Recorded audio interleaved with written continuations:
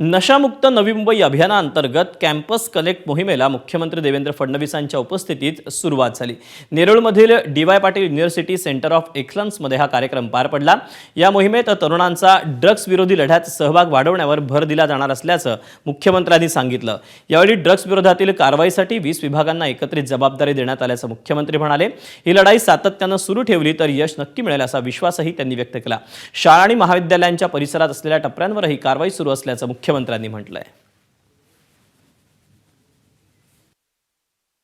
नशामुक्त भारत एक अभियान देशाचे प्रधानमंत्री माननीय नरेंद्र मोदीजींनी सुरू केलं आहे। सोबतच महाराष्ट्रामध्ये आपण नशामुक्त महाराष्ट्र अभियान सुरू केलं आहे। मुंबईच्या अभियानाची सुरुवात झाली, आता नवी मुंबईला आपण केलेली आहे। संपूर्ण महाराष्ट्रात हे अभियान सुरू आहे। या अभियानाच्या अंतर्गत एकीकडे मोठ्या प्रमाणात जाणीव जागृती आपण करतो।